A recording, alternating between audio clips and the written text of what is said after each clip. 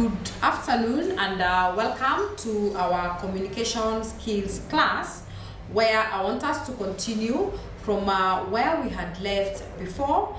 And if I'm not wrong, I think we managed to talk about the types of internal communication, where we said we've got formal communication. Now, formal means that you follow a certain structure. Okay?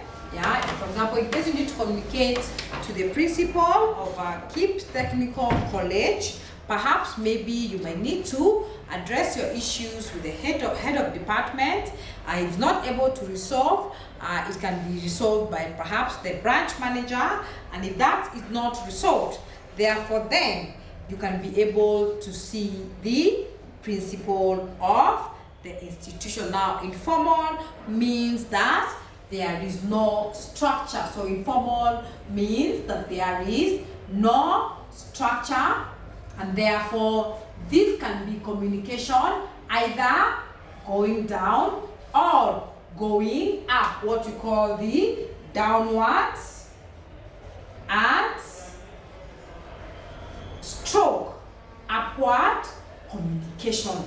We were able to define this into details, where we said that downward communication flows from the supervisor coming down to the subordinate. And we said some of the importance of this method of communication, which is informal, is because you are able to give specific targets or instructions to your subordinate. It is also used to explain new policies and in an organization or procedures.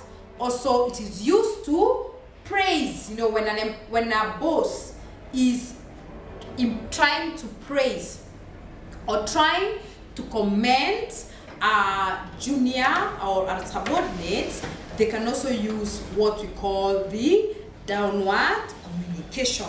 And we also looked at some of the channels that are used when we have downward communication. One of it, we said, can be either both orally, where your supervisor would call you to his office and give you certain instructions, and the other one would be through writing. They can be able to write to you a letter. They can be able to write for you certain procedures perhaps that you need to follow when you're carrying out yourself or when you're conducting your duties in an organization. Okay? And we're also able to list some of the disadvantages of this kind of form of internal communication. We say sometimes there's too much information that is passed, or very limited information that is passed to the subordinates. Also, sometimes because of the channels that are involved, we could perhaps get to have some delays. Yeah. Also, in between the channel, we could also have some distortion. Distortion is now where information is lost.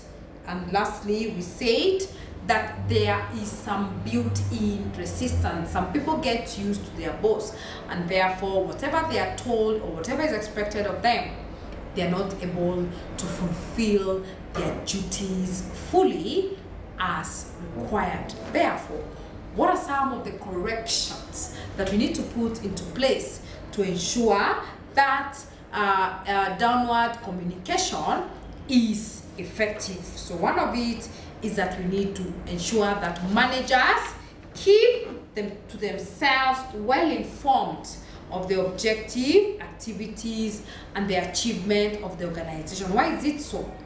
So that in the event, that these subordinates would need clarification, this information is available with the managers, and they don't have to keep making guesses or giving or postponing solutions because they're not aware of what some of the policies in that organization entails.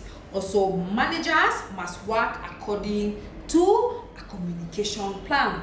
They must decide how much information needs to be communicated. They either don't give too little or neither do they give too much to the subordinates. Also, the other challenge we realize is that there should not be over concentration of authority at the higher level. So this is because sometimes when there's so much protocol at the top, there will be delay. So this is one of the solutions to the delay, which we said is a disadvantage on the downward communication. We also mentioned that say that information passed must be to the correct person in the hierarchy. The managing director bypasses the departmental head to communicate directly with the lower staff.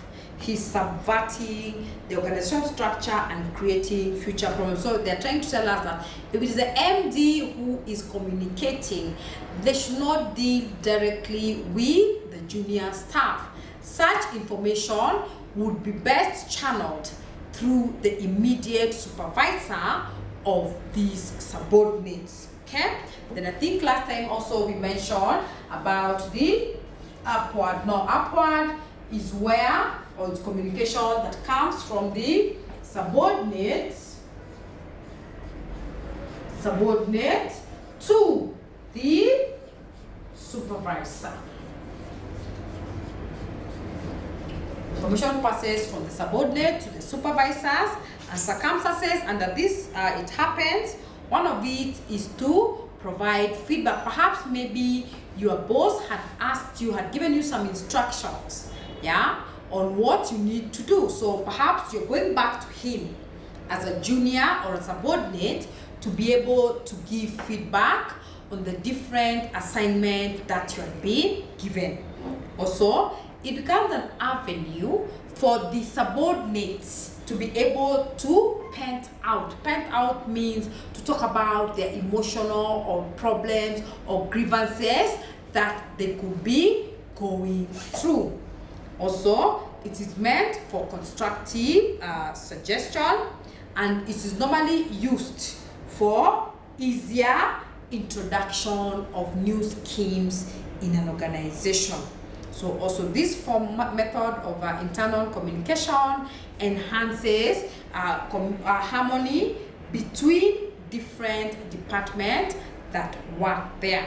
So what are some of the methods that are used in passing information downward? One of it is what we call the open door. Open door means that you can walk into your boss office and talk to him directly pertaining a certain problem that you're going through. We also have got the suggestion boxes,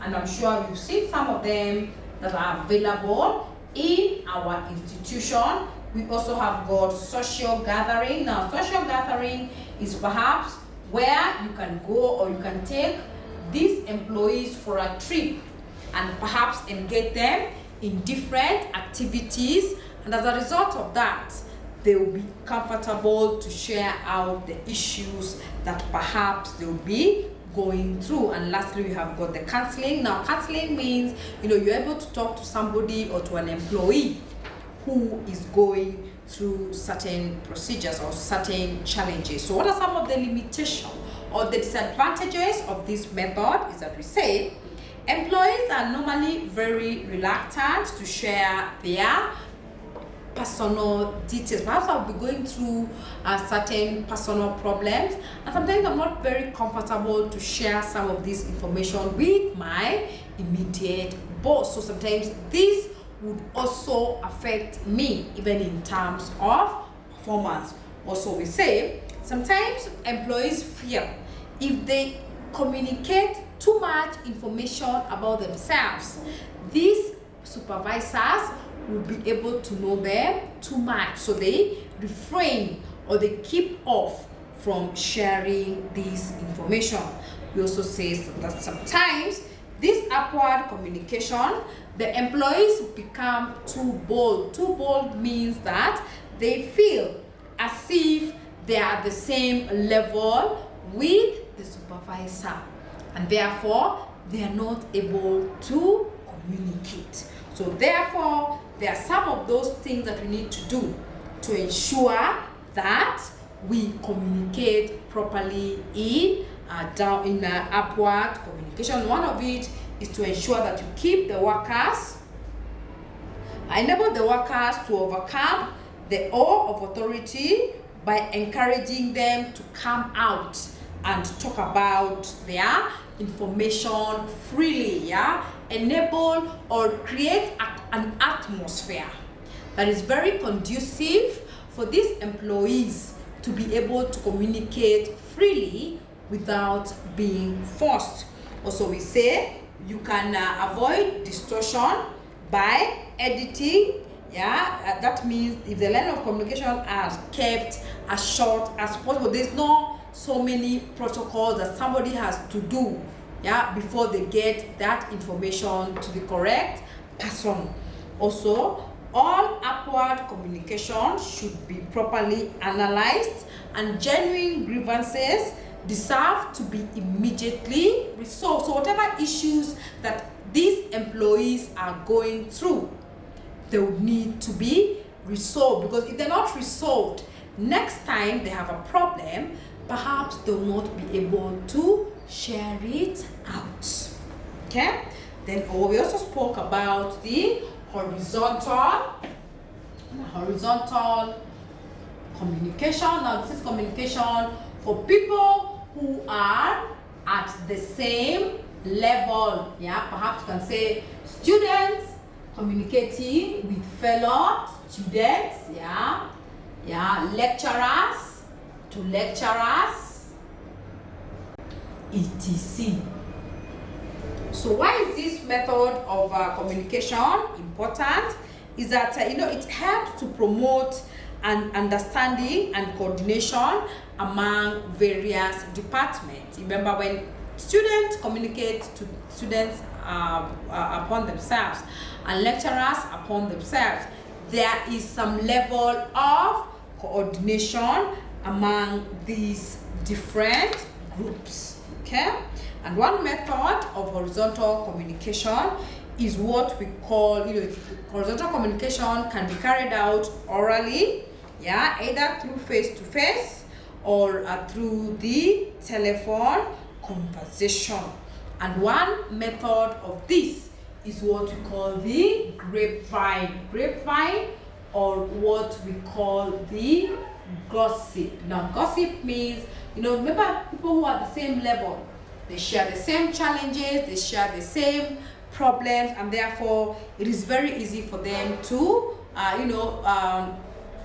talk, because they go through the same challenges. So why is it important to have this method of horizontal communication? Is you say it becomes a safety valve. Safety valve in the sense, since most of them experience similar problems, they come together and share this information amongst themselves, and perhaps as a result of sharing, they are able to alleviate any fears that they could be having.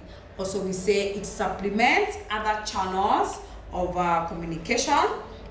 So therefore, sometimes some information must not necessarily be channeled through the formal channel. So therefore, this also can be used to communicate to the subordinates. Okay? Also, this method is very quick. Remember, it is transmission among the people who are at the same level. So any information that will be shared would spread very fast. For example, if it's a rumor, if it's a rumor, this rumor would spread very fast, and therefore the management are able to act on time to avert a situation which could bring down the organization. And also it is used for purposes of getting feedback. Feedback in what sense? Feedback in terms of that is required by the management to know what the subordinates feel. They're able to gauge what is it that our employees want, what is it that is affecting them. So they're able to get this kind of feedback. Yeah, so what are some of the disadvantages of this method? Is that we say sometimes there's a lot of distortion in terms of the information that is required not getting to the parties involved. Also, sometimes it got incomplete information. Remember, this is more or less of a rumor. Sometimes some of this information might not be complete. Also, we've got the damaging swiftness. Sometimes if it's not resolved on time, this could have some damaging effect to an organization. And therefore, we need to come up with ways of ensuring that grapevine is handled effectively. One of it is that the managers or the management should try to identify what we call the sport leaders. Now, these sport leaders are people who are influential in an organization, and they are people who try to give as much information as is affecting the employees to the management. So the management needs to identify, in case there's a rumor, who is it that they can easily get or obtain information from. Then grapevine should be used to feel the pulse of the employee. So you're trying to use grapevine to gauge what is it that the employees would want done differently.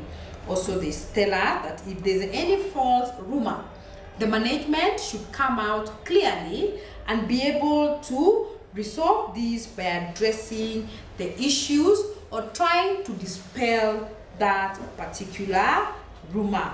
Yeah, and also they're telling us if the workers are associated with decision making, the rumor mongers will be automatically be frustrated. So involve the subordinates in decision making, because now the people who would be busy spreading the rumors, yeah, would not be there. They'll be frustrated because other employees or other colleagues have been involved in the decision making of a particular issue that could be affecting the employees. Now we also go now to something else that we call the consensus. Consensus basically refers to an area where people come to agree. Yeah, consensus basically refers to a situation where you come to agree on a certain issues. Yeah, it involves consultation. For example, we are coming up with something, so we will consult the different stakeholders, and as a result of getting their views, we are able to reach an agreement, and that agreement is what we're calling the consensus. Yeah, so this one is very important, and one of its main advantages is that since decisions are taken after consultation among various members, they find it easy to accept them. Yeah, so you're saying for consensus, it is just agreeing, yeah, or consulting, where you consult your fellow colleagues, and therefore in case of an issue, yeah, the decisions that are made are easily acceptable,